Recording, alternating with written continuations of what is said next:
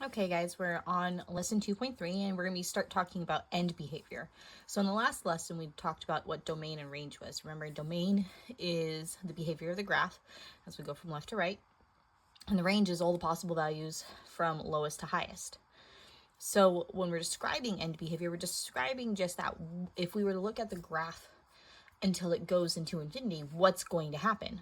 And we're going to look at both the x's and the y values. So we're going to always start with the sentence frame. So I would really highlight this guy because this is going to be super important. So like to do that, I'm going to model that, right? Sentence frame, super important. As x goes to infinity, f of x goes to. As x goes to negative infinity, f of x goes to. So what does that even mean, right? So this one where it says as x goes to infinity, f of x goes to, this is really saying as x goes to the left, the y values go what? Same thing here, as x goes to negative infinity, f of x goes to. Again, it's asking the question as x goes to the right, y goes where? Because remember, positive infinity means left, negative infinity is on the right. Actually, sorry, those are backwards, right? Because negative infinity is on the left and positive infinity is on the right. So that's my bad. I was probably thinking about Math 111, which is a little bit different because we're doing transformations. All right, so let's make that change, right? So as we go to the right, and this one as it goes to the left. There we go, okay? So left-hand side of the graph, what are the y values doing?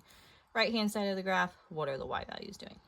All right, now, these need to either be positive infinity or negative infinity. And positive infinity means up, negative infinity means down. Okay, because we're talking about the y values. Remember, y values are up or down. So we're going to practice. If I look at this graph, as x goes to the right, that's the positive infinity. So as x is on the right-hand side, what are the y values doing? Well, this arrow points up. So that means the y values are going to positive infinity. We're just going to write that, positive infinity. And if I look on the graph over here, as x goes to the left, on that side, arrow points down. So we're going to use negative infinity. And it's just that easy. You're really just filling in that spot. Is it positive infinity or is it negative infinity? This one's the same, similar, right? If I look on the right, this time, the arrow is pointing down, which means it's going to go to negative infinity. So I'm going to complete that sentence frame. If I look on the left, it points up. That means it's going to positive infinity. Okay.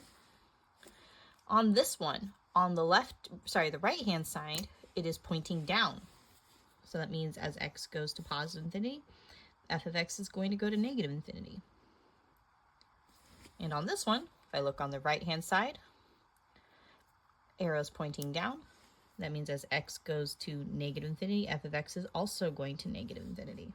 So this time we had negative infinity for both end behaviors. And then finally for C, as x goes to the right, f of x is pointing up, which means positive infinity. And as x goes to the left, f of x is pointing up, so that also means positive infinity. And that's how we find the end behavior, okay? So really what we're going to do now is we're going to practice incorporating the skills that we have gained, right? We learned how to find domain and range last week, and now we're going to kind of learn how to tie that together with, series. Continuing. So here, as we're going to find the domain and the range, and we're going to describe the end behavior. So typically on a test problem, I would have you do this. I would have you give me the domain and the range, and then have you describe the end behavior. So the domain, remember, we're talking in terms of x. So when I look at the domain, I'm looking, how is the graph changing from left to right? And notice that I have arrows on both sides. That means my domain is going to run from negative infinity to positive infinity because I have arrows on both sides. Whenever I have arrows on both sides, my domain is from negative infinity to positive infinity. And again, parentheses because we can't touch that. Range is from the lowest point to the highest point. And here, my lowest point is at negative infinity, right? Because those arrows point down. And my highest point looks like it is at y is equal to 1, 2, 3, 4. So my range is going to go from negative infinity to 4. And because that's a closed dot, I'm going to put a bracket around the 4. But remember, again, a parentheses around the negative infinity.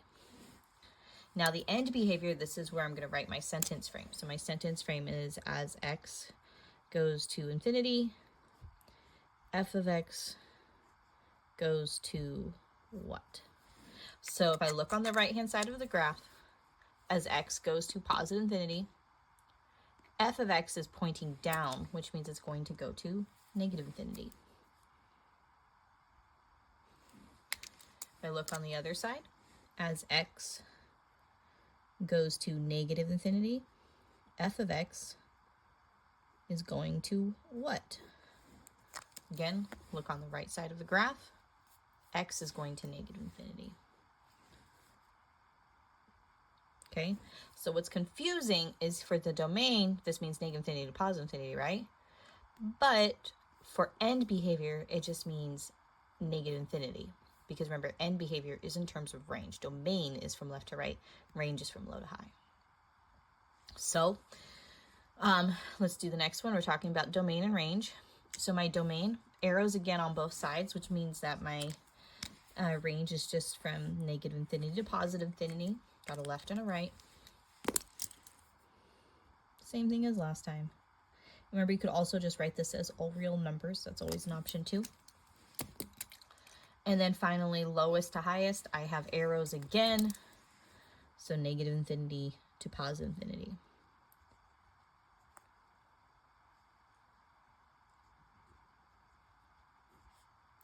So here the domain and the range are the same.